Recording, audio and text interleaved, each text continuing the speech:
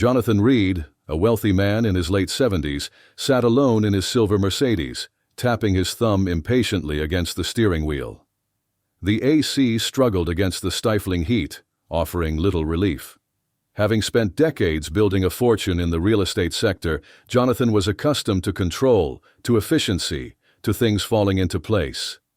But today, he was unexpectedly stranded on a remote country road with a flat tire, far from the comforts of his sprawling estate nestled in the hills beyond the city.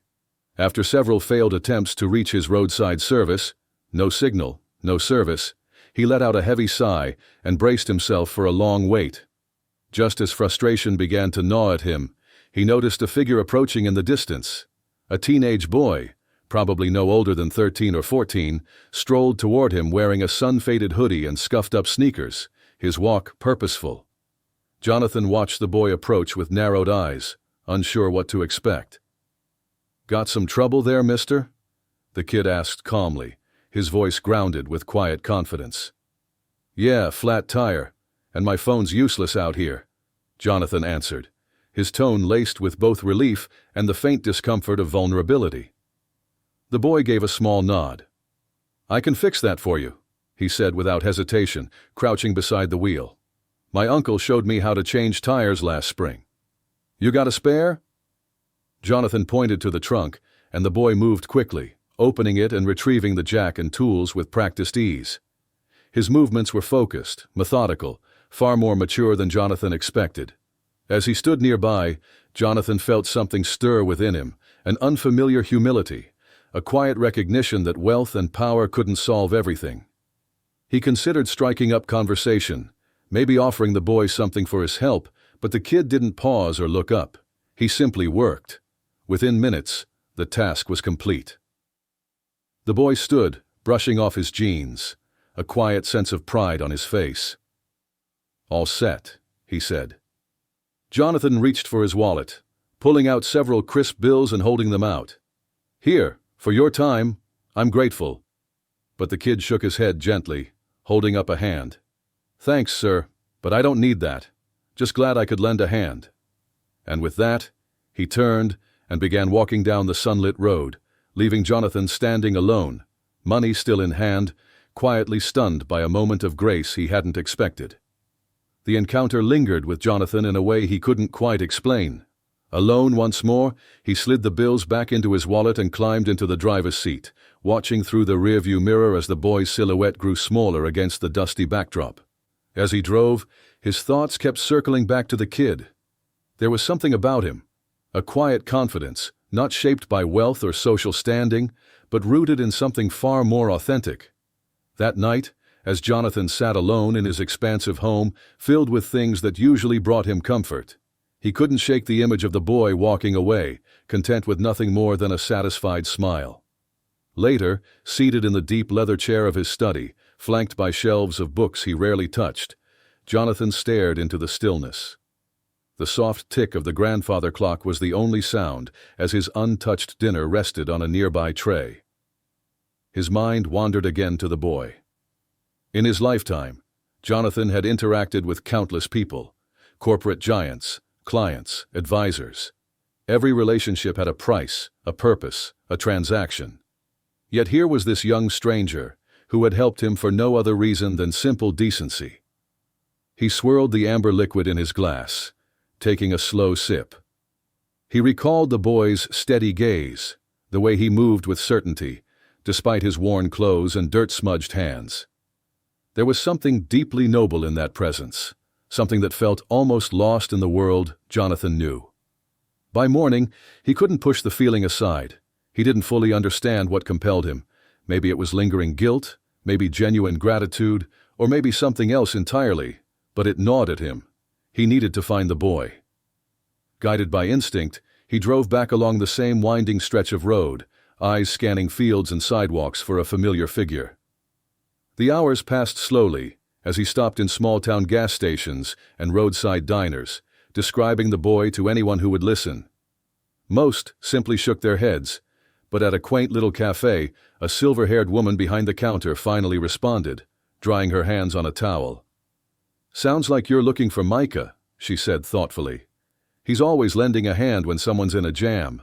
Lives with his mother over in a place called Norland." "Norland?" Jonathan echoed, filing the name away with quiet determination. The town of Norland was just over an hour away, tucked into the lower hills of the Blue Ridge Mountains. The drive was picturesque, winding through forests and valleys. But Jonathan hardly noticed. His thoughts were spinning. Who was this boy, really? What kind of upbringing produced that kind of character? When he finally reached Norland, the streets were quiet, flanked by small shops and humble homes with peeling paint and pride in equal measure. After speaking with a handful of locals, he was eventually directed to a little house on the outskirts of town. It was modest, weathered by time, with a front porch that tilted slightly and wine chimes that clinked gently in the breeze.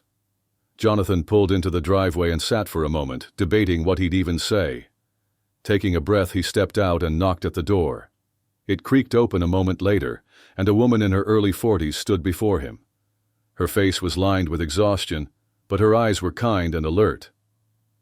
"Can I help you?" she asked, giving him a cautious once-over. "Good morning," Jonathan said, clearing his throat. "Sorry to intrude. I believe I met your son yesterday. Micah, right? He helped me change a flat on the side of the highway." Her features softened instantly, a small smile tugging at her mouth. "That sounds like Micah, all right," she said. "Always fixing something for someone. I just wanted to thank him properly," Jonathan explained. "He wouldn't take anything from me." She nodded and opened the door a little wider. "He's out back. Feel free to come through." Jonathan stepped inside, quietly absorbing the space. The furniture had clearly seen years of use, but everything was tidy and lovingly arranged. Family snapshots hung beside hand-drawn sketches, some clearly from a much younger Micah. It was far from Jonathan's polished estate, but there was a warmth here that his home lacked. He followed her through the kitchen and into the backyard, where Micah was hammering a loose board back into a fence post.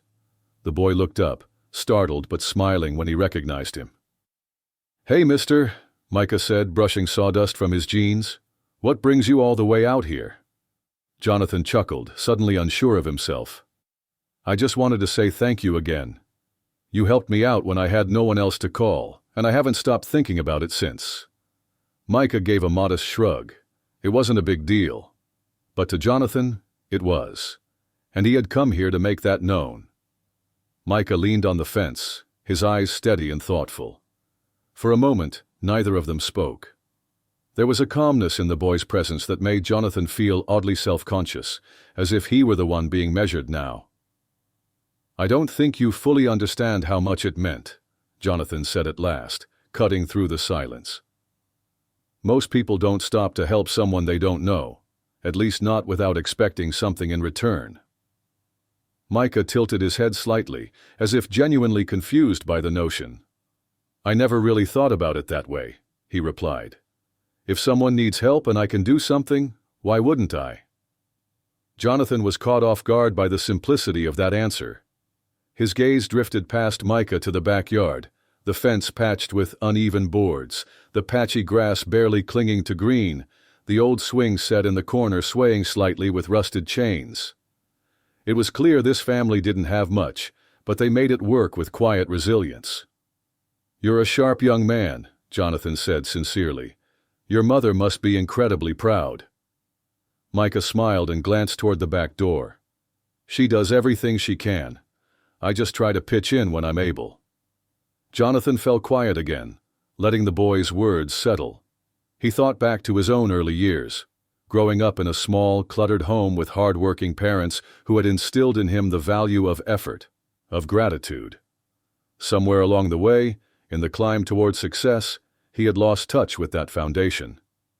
And now here in this backyard with a boy who had given without expecting, he felt the pull of something long forgotten. "I'd like to do something for you and your family," he said finally. Micah stood up straighter, his face cautious. "We're doing okay, sir. We don't need anything." "It's not about need," Jonathan said gently.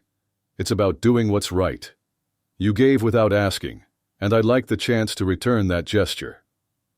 Before Micah could respond, his mother appeared on the back steps, drying her hands on a towel.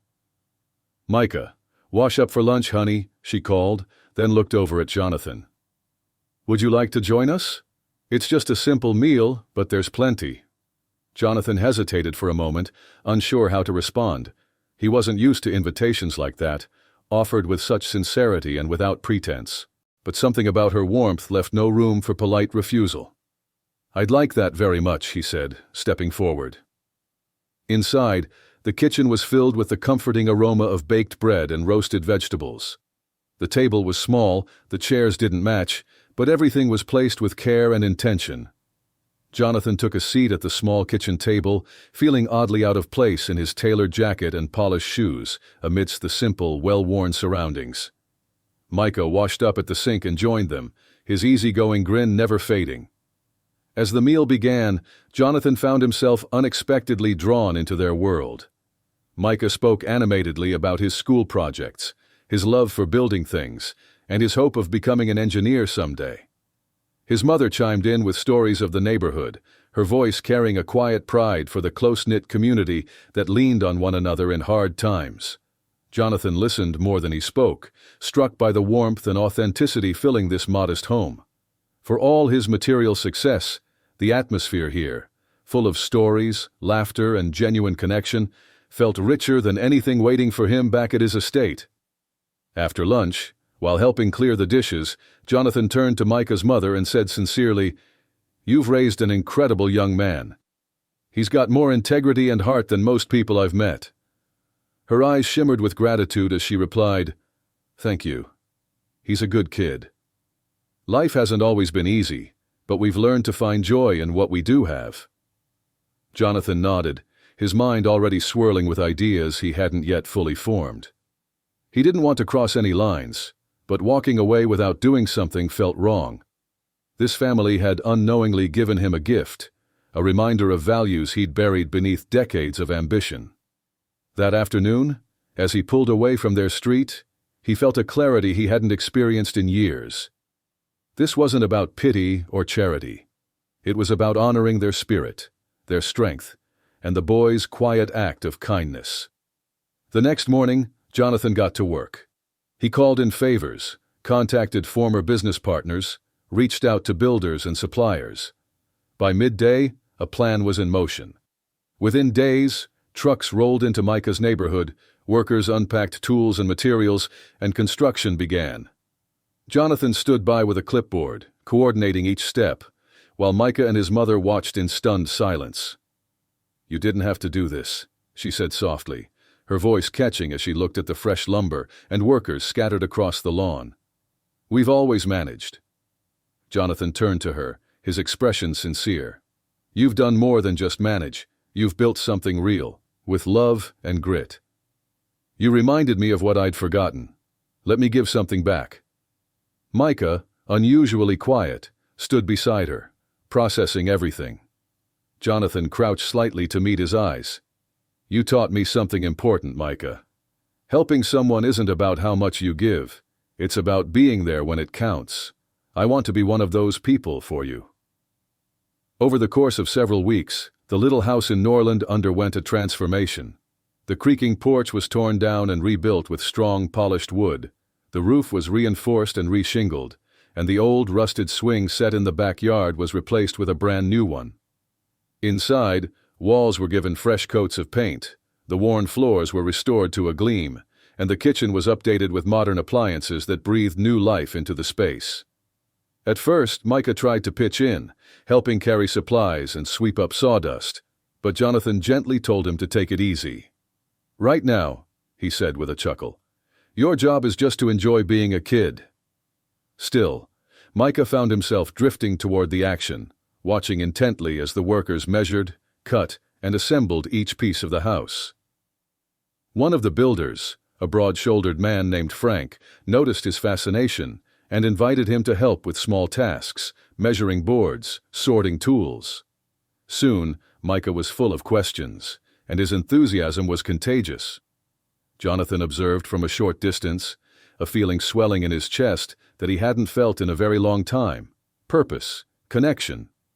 He saw in Micah the kind of drive he once carried before decades of meetings, markets, and business deals dulled that fire. One evening, as the sun dipped behind the trees and bathed the house in golden light, the final touches were being completed. The family stood on the new front steps, taking in the transformation. Micah's mother turned to Jonathan, her voice thick with gratitude. "This place, it's not just four walls anymore. It's a home now. I don't know how we'll ever thank you for this." Jonathan smiled softly and shook his head. "You already have. You reminded me what matters, what really matters. Family, community, meaning. I'm the one who should be thanking you." On the last day, it felt more like a neighborhood celebration than a renovation wrap-up. Locals stopped by with plates of cookies, homemade preserves, and even a flowering plant to place by the porch. Micah's laughter rang out as he darted across the yard, proudly showing his friends the new swing set and the bright, freshly painted rooms. Inside, the home once filled with quiet struggle now buzzed with life and warmth. Jonathan leaned against the freshly built railing on the front porch, watching the joyful chaos unfold. He hadn't felt this light-hearted in years, an honest, grounding joy that came not from success, but from watching others flourish. Micah's mother approached, a glass of iced tea in her hand. She offered it to him with a smile, and Jonathan took it with quiet appreciation, knowing he'd received far more than he ever gave. "You didn't just fix a house," she said gently. "You gave us something we hadn't had in a long time, hope. And I think maybe in the process you found something for yourself too." Jonathan gave a small nod as he took a slow sip of iced tea. "I did," he admitted. "I spent years chasing all the things I thought were important. Wealth, recognition, influence, but none of that ever gave me what this has. None of it ever felt this real." As the sky began melting into shades of amber and rose, Micah bounded up onto the porch, still brimming with energy. He looked at Jonathan, his face thoughtful. "Mr. Jonathan," he said, "I've been thinking a lot about everything you did for us. One day, I want to do something like that too. I want to help people the way you helped us." Jonathan rested a hand on his shoulder, his voice calm and certain. "You're already doing it, Micah. All of this started because of your kindness. Never let go of that." The three of them sat together as the horizon deepened to burnt orange, the warmth of the day giving way to a quieter glow, one born of gratitude, understanding, and a renewed sense of meaning. When the time came for Jonathan to leave, Micah and his mother walked him to his car. The boy's wide smile and his mother's quiet, tearful gratitude stayed with him as he pulled away. And he knew then, this wasn't a conclusion. It was the beginning of something entirely new. In the weeks that followed, more changes unfolded. Micah's interest in construction blossomed into a true passion. Jonathan arranged for him to shadow some of the crew members who had worked on the house, and the boy eagerly absorbed every bit of knowledge, asking questions, taking notes, learning by doing. Jonathan, in turn, kept returning to Norland. What once felt like a simple visit now felt more like coming home. He no longer stood on the edges of their lives. He was woven into them, and for the first time in decades, he felt whole. The story came full circle in a quiet town, with a heart far bigger than its borders, where a young boy's simple act of kindness reminded an aging man of life's truest lesson. It's not about what you hold on to, it's about what you give.